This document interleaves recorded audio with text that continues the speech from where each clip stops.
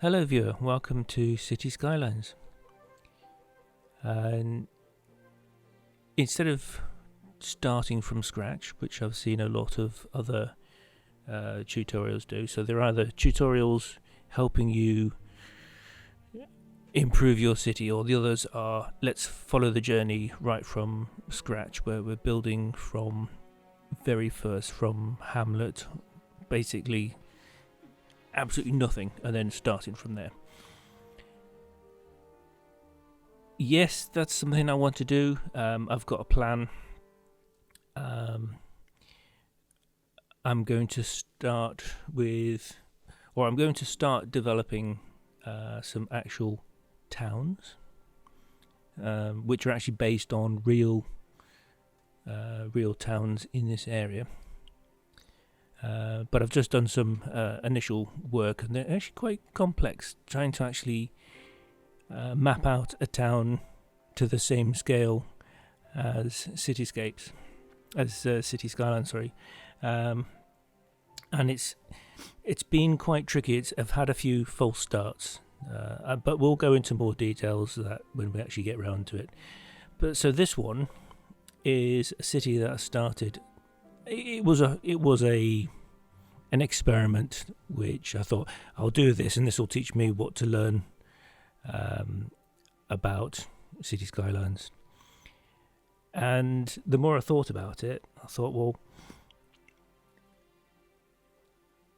it's horrendous.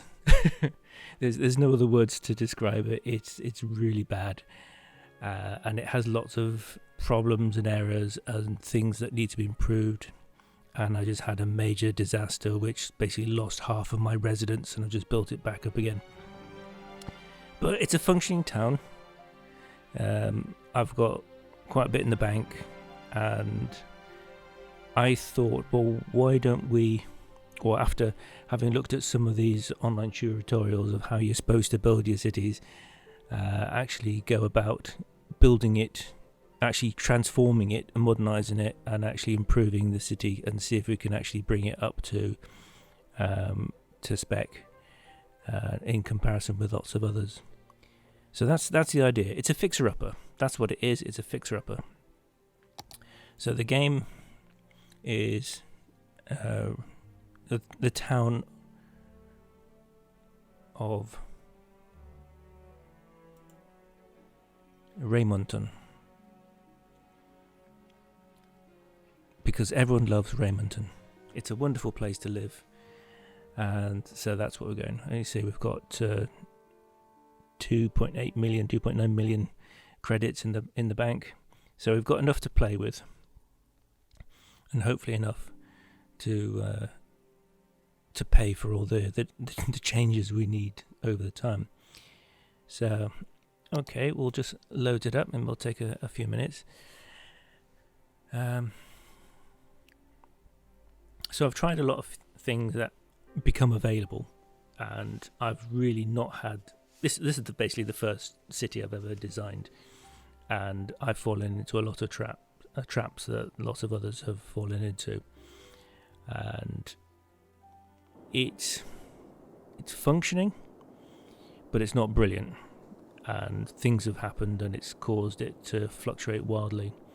It's a mess. It's a carbuncle. You're going to look at some stuff, and you're just going to facepalm when you just see the horrificness of some of the designs. I think what I've put it down to is I've built the city in response to events, as opposed to designing a city that can cope with events. And let me just explain a little bit about. So I created these areas over here, which are zones for oil and forestry, which is great. So I cleared set up all the area and marked the zones as oil and forestry and agriculture. And they rapidly exploded, and they got bigger, and they started producing loads of traffic, and to the point where the roads were absolutely saturated, and I then designed. I was following behind, reacting to a lot of the traffic management. So because there was traffic here, then I built this, and then went somewhere else, and it was it was all in response to really bad stuff. And then obviously things die down, things settle off.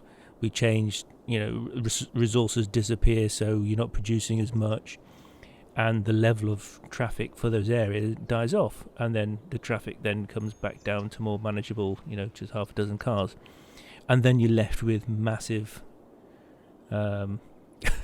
structures that are an embarrassment. So having looked at a couple of tutorials and looked at things like road hierarchy, I mean, it's common sense. I know it. It's just when somebody states it and says you need to do this, this, and this, and you need to put highways first, then was it arterial, collectors and local roads, and then you sort of begin to realise like that's not it. Kind of what I've done, but I've gone wide of the mark. So the idea was like, have all that there, and then have the roads down the side, and then they will link up, and it was useful for what it was at the moment, but it's not a practical ongoing development. It's not a way to achieve a really good city. And I will put my hands up and say, this is not good. But we've got a lot of stuff here which we can move and alter and rezone and make tighter, create more controlled residential network, residential zones, neighborhoods, which are more compact and more unique and distinct from each other. So you have one area which will be specifically one neighborhood, which is separate for looking at management of traffic. Now, part of what I've done in the last couple of days is I've actually just followed people. I know it sounds a bit creepy, doesn't it? But basically just followed a person from, like, say, the railway station here and go, well, where are you going? Where is your journey going? And so just click on. And this is really good. I certainly recommend it to everybody else. If you want to understand your city, click on Julie Lee. There she goes. She resides in the Umber residence, and she's heading towards a drugstore. But if you click on this button here, and you can then follow her. So as she goes on trains, buses, cars, walks, she will go around the town, and you can see what transport she uses, and then when she gets off a bus, and then how far she has to walk from her bus stop to her house. And you get quite a shock of how far they actually travel and how poor your network is. Let me just click on what we've got so far. I mean, we've tried to do something that's logical, or it's sort of expansive. It's grown. It's one of these things: is the town's grown and the network has grown with it, and I think it's just become unmanageable. So what we've got here is we've got the green line here, which is a metro, which is okay. It's but it's underutilized, but it's also under the ground, and that's the problem. Is that once it's underground, you then don't see it, and then you forget about it. I want to make the metro, if possible, or wherever possible, to have it above ground. So that's one of my views. Right, and then we've got all the buses. We've got different bus lanes for different districts. And I also realised from common sense is that all the buses need to go through the railway station. So you have your railway station and everything links. But because I've got the railway station over here on the left-hand side, it's then having to go all the way through here, and then it's linked up to here, and there's a station over there, and it's not doing a good job. So part of my development is to actually relocate the station in here somewhere, make it more central, and having it coming out the bottom here. And my end goal is, this is my district, this is my zones in my my areas of maximum zonage. So I've got all this to develop here, and then down here, and then across there, and that's the idea is, well, my idea is to actually have like a circular city eventually, but have like district here, have that as a district here, and this one here. So probably 6-7 districts in total, but have them sort of separate. But obviously, like in the UK, where you have one town is actually made up of half a dozen villages, and then cities are made up of several towns. They merge into each other, and that's going to be the sort of the idea of, you have a distinct community here which grows into a town, and then one over here. So they're sort of distinct in their own way, but all become part of the bigger scheme. I've got a legacy highway that runs through here. Let's turn that off. That comes with it, and then the railway line that was established there. Now that's not what I'm going to continue using. I'm going to modify that. It'll still come in there and go out there, and so.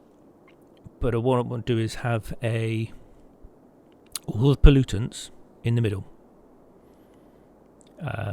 So anything that's massive pollution. I mean, this may be a wrong way of doing it, but this is my thoughts. So,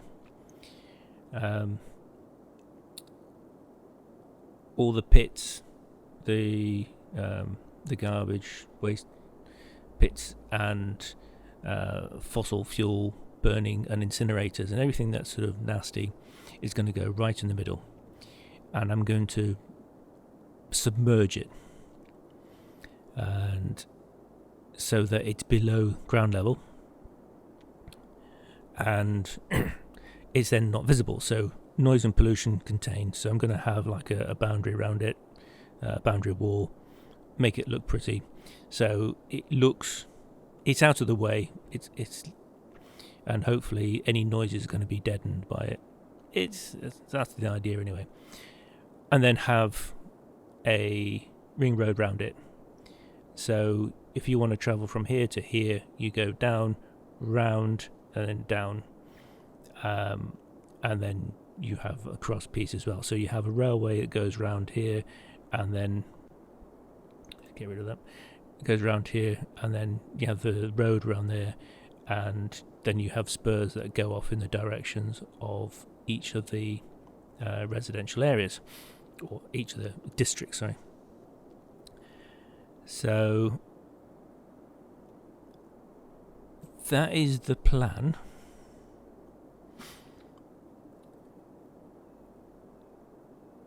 And that's what I'm going to do for the next few episodes. So what we've done so far, I've got everything in one place already, so I'm going to have to empty them before I can move them. But the problem is there's the sheer amount of traffic, and that's one of the things that I've had to deal with. Is as soon as you turn one on, it's producing which one is it? These ones here, 27 bin lorries, and then that produces 15 bin lorries. And the problem is, when you are only producing in this particular moment 4,000 because I got hit badly by electrical problems and I lost everyone, and I didn't hit the pause. I tried to do it live, and that's a big mistake. If you ever get a disaster like all your power switches off, freeze it, because obviously as you keep going, people are leaving and power's going off and all the houses become abandoned, and I lost half of my city. And we've still got a little bit here, but most of that's been regenerated, bulldozed and regenerated.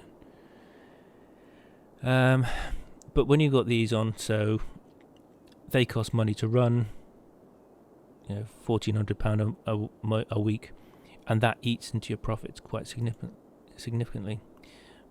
But they produce lots of traffic, and the first thing I know, everyone's looking at that going, yep, that's just road management is awful, which is why I need to redo the whole thing. The idea is to get them out into lots of different exits, all onto a big link network, and then send them off into different directions, so it breaks it down to the smaller amounts of vehicles. We've got a dirt track road here. I mean, it was fine at the time. It was connecting two small things. Now it's become oversaturated because the industrial zone, this was a farm, this is now forestry. So all of a sudden we've gone from small tractors to lorries with lumber. So this is the problem. I can't just keep reacting to every time something goes wrong. So we need to, we're trying to have a plan here for what we're going to do. So the idea is to try and upgrade the roads and put in a structure that can cope with all that suddenly becoming forestry, all of a sudden if that becoming farming, that becoming oil, so it can cope with the fluxes with minimal.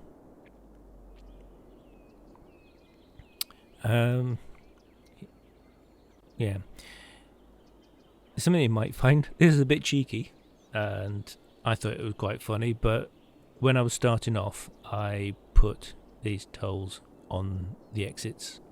So the only way in and out of this city was through the toll bridge. And when it was on, it's 2 credits per lorry, one per car, one going in, one going out. Now when the city's growing, you have that one turned on, and it's bringing in about $300-400 credits a week. Now that's quite a lot for a small town that's building. And then if you have a problem, and then like say if there's a disaster and everybody's leaving, then just switch it off and then you charge them for leaving the city. It's extra economy. But obviously now I've grown and I'm earning a lot more, and it's not really a necessity. But I think what we'll do is when we come to building the new roads, actually linking the neighbourhoods, I think what we'll do is we'll put a toll road in, just because of the sheer amount of complexity from having all it's just the cost of all the concrete and the construction and stuff. So that might offset some of the usage. So we've got a station here, and then we've got a split, and we've got 2 goods yards which are working tirelessly. I've got split, so it's capacity. I can turn that on and off. It depends on the demand. I've got a station there, and I've also got a metro. That's one of the exits in the metro, and I've got all the buses stopping here. They've all got their own stops, so I've modified it with bus lanes so that they can come in and out with minimal amount of fuss. It took a bit of hassle to get it sort of streamlined, but we kind of got there. But yeah, we need to redo this whole thing. It is a mess. It's reactive. We need to be more proactive. And I know we should be putting it into, into arterial and then linking it. So there's a lot of work to be done.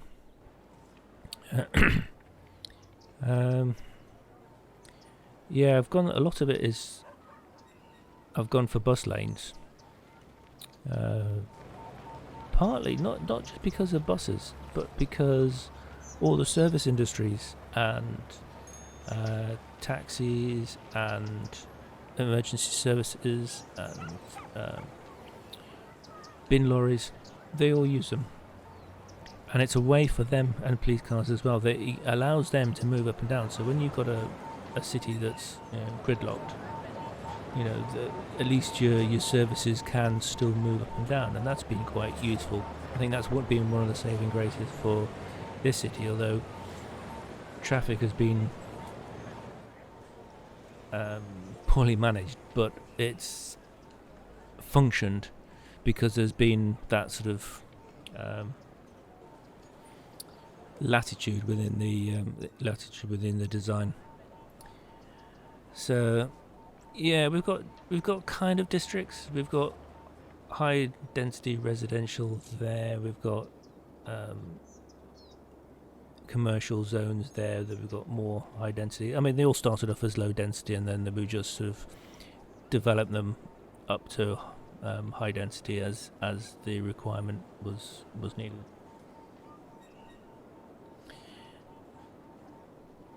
Now, what we've got here, so part of the design was a one-way system that there was so much traffic coming in it couldn't cope, so I ended up building a loop so it would filter round here and then up here, and then gave time to actually disperse the traffic as it was filtering off,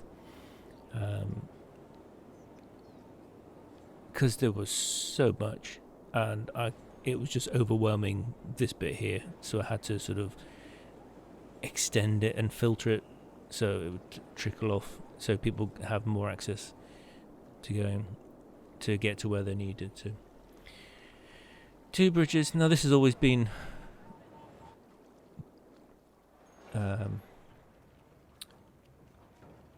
it's 3 lanes going up, so I split 2 bridges, so they've got 1 in, 1 out, 3 lanes each, and then it just comes in here, and then you've got it's always difficult, it's always problematic, so that's something I need to look at, this whole area. There's a lot of educational stuff, museums, universities, and some other bits and pieces here, and then that links across to this little residential zone, which was kind of a little experiment. It's all low density, it's a mixture of commerce and residence, and it's got its own little station, it's got its own metro station, it's got buses, it's got an internal bus system, and it's got an external bus. But it's all self-contained. It doesn't feed into anything else. It was just sort of, can we make it work? Does it work? Can we make it work? And it's sort of thriving. It survived the disaster, the big disaster of 2050 or something, 2055. Economic collapse, I think it's called. We've got this area here, which is where the farming area, wood area mix that needs to be sorted out. Yes, we've got the other toll road there, we've got the highways, and then we've got commercial area and then goes into this massive industrial. You've got another goods station there. We do have another passenger station which is there. So we split the lines. So if we actually just play this for a bit, so you can actually see there's goods trains go in, and so the goods trains go to the goods station, and the passenger trains mainly go into the passenger station. Not always, but the majority. So depends on where they're coming from. The idea is that because the line split, so they predominantly follow their intended destination, but it also just tries to eliminate so that mostly passenger trains goes through the passenger station. That's the theory anyway. It doesn't always work, but it does separate them to some extent. So just trying to use sets of networks.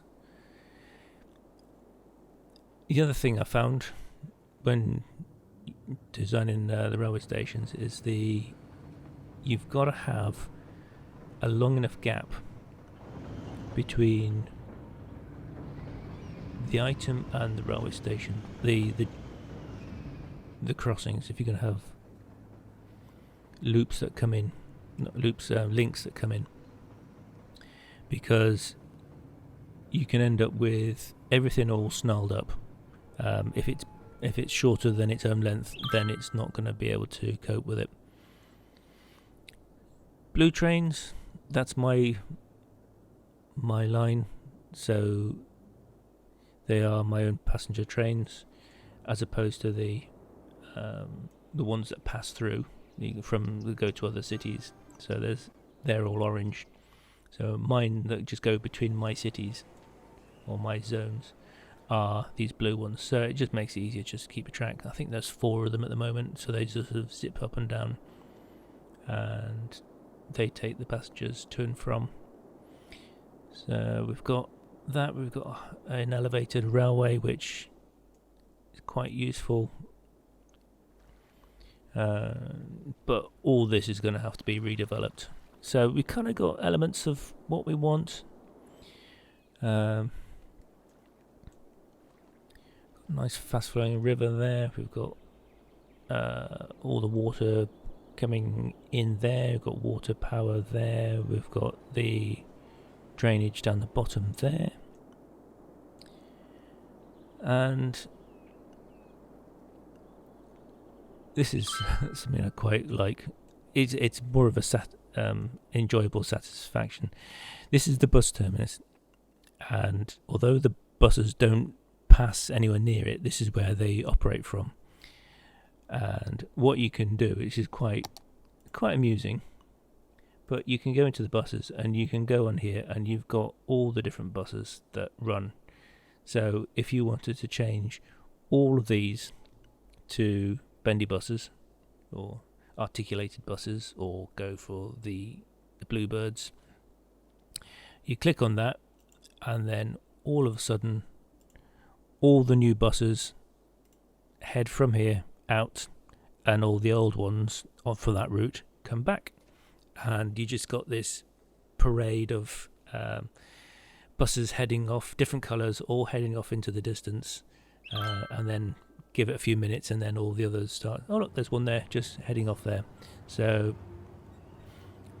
maybe the demand for, the red route is a big route, and it's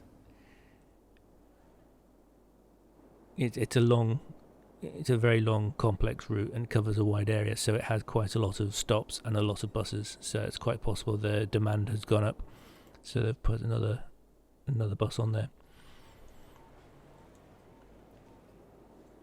So, if you're interested, starting in the next episode, I think that's enough for this one. So it just gives you an idea of what we're doing.